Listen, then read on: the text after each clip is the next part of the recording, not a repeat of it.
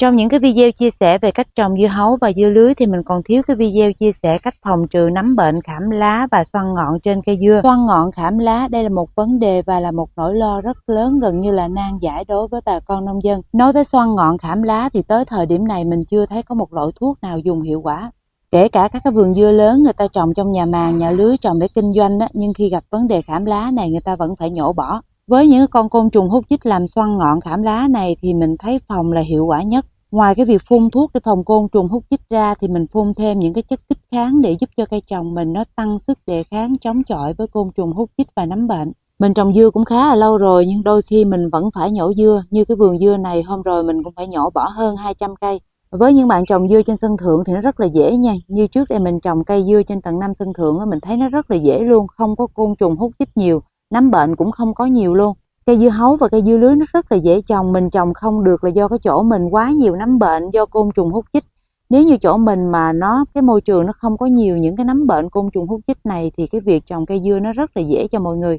Những cái bạn trồng cây ở những cái nơi đô thị, đặc biệt là trồng trên những cái tầng cao á, thì những cái nơi đó nó không có côn trùng gây hại nhiều nên mọi người trồng rất là dễ. Trước đây mình đã trồng dưa rất nhiều năm trên tầng 5 sân thượng, ở trên đó mình trồng rất là dễ dàng, hầu như cây không có bị sâu bệnh nhiều, mình cũng không cần dùng thuốc nhiều. Chỉ cần dùng vài loại thuốc nhẹ nhẹ như là vi sinh sinh học là mình đã trồng được rồi. Tới khi mình từ vườn sân thượng xuống đất mình bất ngờ là mọi người, mình bị trầm cảm luôn vì mình không thể trồng dưa được. Trước đây mình trồng dưa trên sân thượng, một vụ dưa mình thu được 100-200 trái một vụ là chuyện rất bình thường. Tới khi mình xuống đất một cây dưa mình ươm cũng không xong. Mình ươm cây dưa nó vừa lú ra 2 lá mầm là đã bị côn trùng nó cắn phá rồi mọi người. Tới khi cây mà được 4 lá thật rồi mình đem ra đất trồng, lúc đó không có mùn nữa ha. Thì cây nó bị khảm lá, cuốn ngọn, xoăn ngọn, nó bị đủ thứ vấn đề, rồi thối nhũng nữa mọi người. Rồi cái vườn mình nó bị thiếu nắng thì mọi người biết rồi đó, là cái nguyên nhân gây ra rất nhiều nấm bệnh cho vườn luôn. Ai theo dõi mình lâu thì cũng biết mình từ cái vườn sân thượng về nhà mẹ mình trồng, cái vườn nhà mẹ mình thì bị khuất những cái bóng dừa nó thiếu nắng trầm trọng. Với cái vườn thiếu nắng vậy thì mình cũng chỉ trồng được vài loại rau nó chịu mát thôi, còn những cây mà nó ưa nắng mình vẫn không trồng được luôn.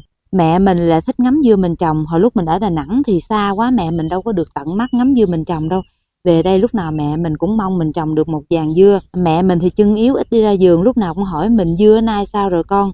Thì không dám nói luôn mọi người, trồng đâu có được cây nào đâu nói. Mình là cái đứa không thích dùng thuốc hóa học nha mọi người, nhưng lúc đó mình phải mua thuốc hóa học mình dùng luôn. Và những cái loại thuốc mình dùng và cách dùng là những cái lão làng, những người có kinh nghiệm trồng dưa lâu năm chia sẻ cho mình nhưng vẫn không có tác dụng. Có những cái bạn mà trồng dưa lâu năm rồi, hiện tại có tới 7-8 cái nhà lưới đang trồng dưa thì bạn ấy nói là do cái môi trường của chị quá nhiều côn trùng đi.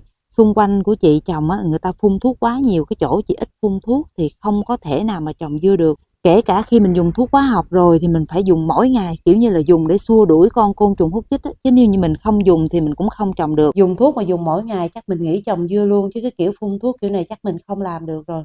Rồi trong cái lúc mệt mỏi và mất phương hướng thì mình có gặp rất nhiều người trồng dưa giỏi hơn mình, và mình cũng nói cái trường hợp của mình vậy đó, nhờ mọi người giúp, chứ kiểu trồng cây mà phun thuốc mỗi ngày hay là 2-3 ngày một lần thì mình quá mệt mỏi. Và xem coi có cách nào mà hạn chế dùng thuốc hơn không, chứ nếu mà ngày nào dùng thuốc hoặc là 2-3 ngày dùng thuốc một lần thì nhiều lúc mình nhập viện, mình chết trước những cái con côn trùng này luôn. Thì lúc đó mình có nói chuyện với bạn Quang Trần á, mọi người biết Quang Trần, Quang Linh Melon không? Cái bạn mà bán hạt giống dưa với lại phân bón đó, thì bạn ấy nói với mình là thôi chị làm nhà lưới đi. Khi mình trồng cây trong nhà lưới nhà màng thì sẽ hạn chế sâu bệnh được rất là nhiều. Nghe vậy thì mình cũng mừng, nghe đỡ được phun thuốc là mình mừng rồi, nhưng mình không có nghĩ tới cái việc nhà lưới sẽ làm cho cây bị thiếu nắng. Nằm lăn qua lộn lại cả đêm, rồi sáng mình nhắn tin cho Quang sớm, mình hỏi chứ cái nhà lưới có làm cho cây mình bị thiếu nắng không? Thì Quang nói là nhà lưới sẽ làm cho cây thiếu nắng 20%. Nghe vậy là mình thấy là hết phương cứu chữa cho cái vườn mình rồi. Hồi lúc đó mọi người biết lúc mình từ vườn sân thượng về quê thì kinh tế mình nó cũng khó khăn. Để đầu tư vô cái vườn đó mình thấy đã mệt lắm rồi, làm thêm nhà lưới nữa là mình đuối luôn, mà cũng ráng làm cho bằng được. Nhưng cuối cùng cái tình hình thiếu nắng này rồi là mình nghĩ tới cái chuyện là mình đi thuê đất để làm một cái vườn mới. Thì khi tới cái vườn này nó đủ điều kiện của mình, nắng nhiều, đất cao ráo, nhưng vẫn trồng cây không được luôn mọi người. Vẫn cái tình trạng bị cuốn ngọn, xoăn ngọn như vậy đó. Mình trồng không được là do khu vực này người ta đang trồng cây hoa màu, nguyên một cái khu vực toàn bộ trồng cây la ghim, cây hoa màu hết. Thì thường những cái nơi mà người ta trồng cây hoa màu này người ta sẽ dùng thuốc rất là nhiều, mà tới khi mình trồng mà mình ít dùng thuốc thì mình cũng không thể trồng được luôn. Vì xung quanh người ta phun thuốc, mình không phun thuốc thì côn trùng nó tập trung vào cái vườn nhà mình.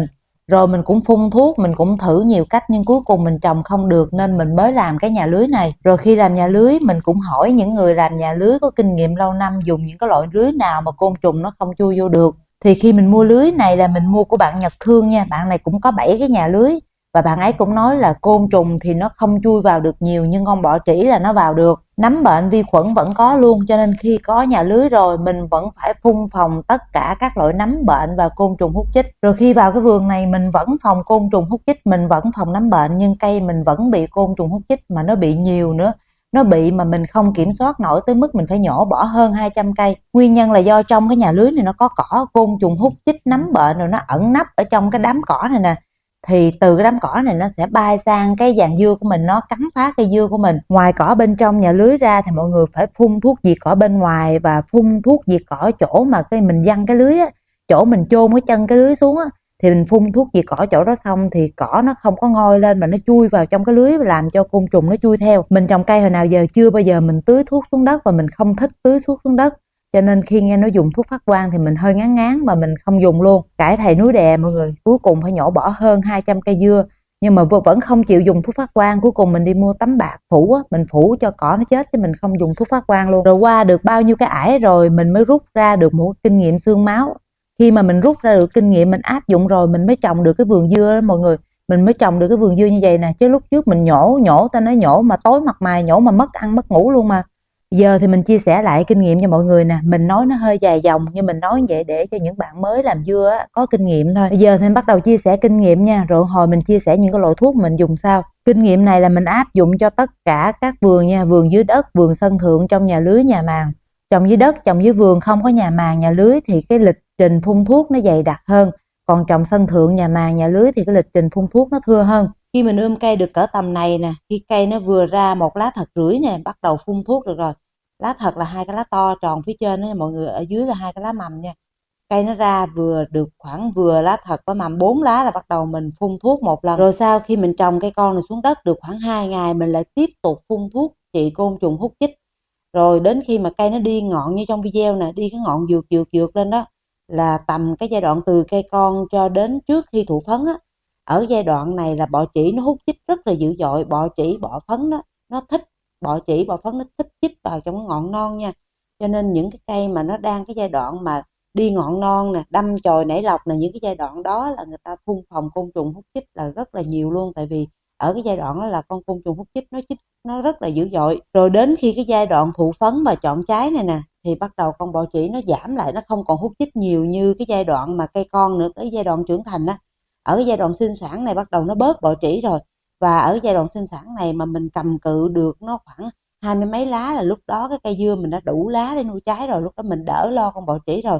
Nhưng vẫn phải phòng nha, phòng để bảo vệ cái lá, để cái lá nó nuôi trái, chứ cái lá mà nó có vấn đề thì cái trái nó cũng sẽ có vấn đề theo. Vì nhiệm vụ của bộ lá là nó quang hợp dinh dưỡng để nuôi trái, mà lá nó có vấn đề thì trái nó cũng sẽ bị nhỏ. Lá bị hút chích thì cái trái cũng bị hút chích sần sượng hết trơn luôn. Cho nên sau khi chọn trái xong rồi thì mình vẫn phải quản lý côn trùng hút chích để bảo vệ cái bộ lá. Và mình sẽ phun thuốc quản lý cho đến khi cây thụ phấn được 20 ngày. Rồi bắt đầu mình cách ly, mình không dùng thuốc nữa. Rồi cách để mình nhận dạng ra con gì nó đang hút chích trên cây dưa nhà mình. Mọi người thấy cái lá nó cong nó cuốn lại không? Cái lá nào mà nó cong nó cuốn lại như là con bọ phấn nó đang cắn phá phía dưới mặt lá dưới. Như cái cây mình đang cầm trên tay là cái lá nó cuốn phần ngọn lại, mọi người thấy không? Cái phồng rộp lên và cuốn lại đó là dấu hiệu của con bọ phấn nó đang cắn phá cái cây của mình. Nó thường cắn phá trên cái phần ngọn non trước. Với những cái cây mà bị bọ phấn nó chích mà cuốn ngọn lại như vậy thì khuyên mọi người nên nhổ bỏ, cách ly ra khỏi vườn để tránh lây lan. Nếu như mình tiếc mình để đó thì mọi người để ý đi, 2 hôm sau thì những cái cây kế bên nó cũng sẽ bị luôn. Còn cái lá bên phải, tay phải mình cầm nó bị nhăn nhúm, nó bị co rút lại là đang bị bọ trĩ hút chích. Mọi người thấy có những cái lá mình nó không có xanh đều lá mà có những chỗ mà nó đốm vàng vàng. Và cái gân lá và các phiến lá nó đều nhăn nhúm lại, nó không còn bình thường như cái lá trước kia nữa. Cái lá to phía dưới là cái lá bình thường, con lá phía trên là đang bị bọ trĩ hút chích ha. Bọ trĩ nó chích hết diệp lục trong lá rồi nên cái lá nó bị co rút biến dạng, nó nhăn nhúm lại như vậy. Nó không đều màu, có chỗ có đốm đốm vàng vàng xanh xanh. Và khi phát hiện trong vườn có những cây bị bọ trĩ chích hút như vậy thì mình cũng nhổ bỏ nhanh, cách ly ra khỏi vườn. Đừng có để nó ở trong vườn thêm 1 phút 1 giây nào nữa, nó lây lan rất là nhanh. Vì con bọ trĩ và con bọ phấn nó có cánh, nó phải bay từ cây này sang cây khác được. và nó truyền virus cảm rất là nhanh luôn. Trong cái nhóm côn trùng hút chích thì hai cái con mà người ta sợ nhất là con bọ phấn và con bọ trĩ. Đây là hai con cứng đầu khó trị nhất. Cái cây đang cuốn đọt bên đây là bọ phấn nè mọi người đó. Mọi người thấy cái lá nó cuốn xuống không? Khi thấy cuốn vậy thì mọi người nhổ liền đi, bọ phấn rồi trị không được đâu. Con bọ phấn và con bọ trĩ này mọi người phải dùng đúng thuốc nha. Dùng mà không đúng thuốc mọi người cứ dùng thuốc độc trị nó cũng không chết đâu. Đặc biệt là con bọ phấn mình có thử rồi. Mình dùng đúng thuốc và khi phun mình phải phun hết vườn và mình dập liên tục mấy ngày mới diệt được mấy con này. Rồi để quản lý con bọ phấn và con bọ trĩ trong cái nhóm côn trùng hút chích thì sáng sớm trước khi mình vào vườn mình làm thì mình đi một vòng quanh vườn đi để mình coi chỗ nào có cây đang bị bọ phấn bọ trĩ hút chích mình nhổ tới đâu mình bỏ vào bao ni lông tới đó, hoặc là bỏ vô cái xô như mình nè. Cái tay của mình lúc đó mình không có đụng vô những cái cây khỏe, mình chỉ đụng vô những cây đang bị hút chích thôi. Mình đi quanh vườn hết, mình nhổ hết những cây đang bị có vấn đề về bệnh nọ bệnh kia đó, thì mình sẽ nhổ xong bỏ vào cái xô này. Nhổ hết rồi đó, cây nào bị bệnh mình nhổ hết bỏ đây rồi mình bưng ra khỏi vườn, mình cách ly ra khỏi vườn luôn. Rồi trước khi mình vào vườn lại thì mình không dùng lại cái dụng cụ kéo xô đó nữa, mình bỏ bên ngoài luôn để mình rửa, mình phơi nắng rồi đi. Còn tay chân mình, quần áo rồi mình phải thay đồ, rồi mình tay chân mình rửa cho sạch sẽ mình mới bắt đầu vào làm vườn tiếp. Mình cắt cành tỉa nhánh rồi mình thụ phấn từ cây này qua cây khác ha, mà cái tay mình nó đang bị virus cảm ha, nó bị bọ trĩ, nó bị bọ phấn này kia, thì mình vô tình mình đem từ cây này qua cây khác thì cái vườn mình nó bị lây lan tùm lum hết trơn là do từ cái tay của mình nha. Cho nên sau khi mình dẹp hết mấy cái cây mà đang bị hút chích ra ngoài thì mình rửa tay, mình vệ sinh sạch sẽ đi, rồi mình mới vô vườn mình làm tiếp. Và những con côn trùng hút chích này nó kháng thuốc rất là nhanh, cho nên mình không dùng một loại thuốc mà mình dùng nhiều loại thuốc trị côn trùng hút chích. Mình mua 5-7 loại gì mình để trong nhà đi, mình chọn cái loại nào tốt, chất lượng thì mình mua về mình dùng ha.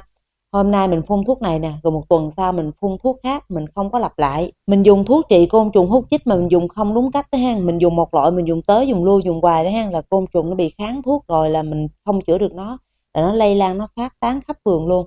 Ngoài phòng côn trùng hút chích ra thì mọi người cũng phải phòng nè, bệnh sương mai, phấn trắng, xì mủ trên cây dưa. Và sau đây là những cái loại thuốc mình hay dùng để phòng cho vườn nhà mình. Và đây là những loại thuốc xịn mình dùng có hiệu quả, mình đã chọn lựa của những thương hiệu nổi tiếng.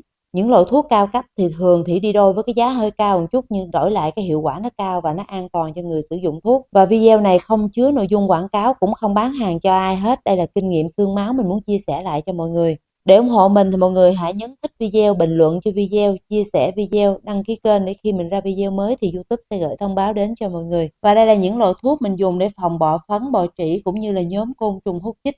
Đầu tiên là thuốc Minato của hãng Syngenta. Tiếp theo là thuốc Movento và Confidor của hãng Bayer. Rồi để trị con bọ phấn trắng thì mình dùng thuốc Malot của hãng Bath. Radiant này cũng trị côn trùng hút chích luôn. Rồi thuốc để phòng trừ nấm bệnh trong vườn thì mọi người có thể dùng Antracon và Ridomingon. Thuốc trị côn trùng hút chích thì mình sẽ phun luân phiên với thuốc trị nấm bệnh. Thường thì mình sẽ không có pha chung nhiều loại thuốc lại với nhau, mình sợ cây nó bị nóng. Như mình có nhà lưới nó đỡ bị sâu bệnh hơn thì tuần này mình phun côn trùng hút chích nè, rồi tuần sau mình phun thuốc trừ nấm bệnh. Nếu như chỗ nhà mọi người mà nấm bệnh côn trùng hút chích nhiều quá thì tuần này mọi người chia ra 2 lần nha. Nửa tuần đầu thì mình phun côn trùng hút chích, còn nửa tuần sau thì mình phun thuốc trị nấm bệnh. Rồi cái video chia sẻ cách phòng trừ nấm bệnh côn trùng hút chích trong vườn mình xin tạm dừng tại đây. Có thắc mắc gì thì mọi người hãy để lại dưới phần bình luận, mình sẽ trả lời thêm. Cảm ơn mọi người đã xem video ủng hộ mình. Hẹn gặp lại mọi người trong những video tiếp theo.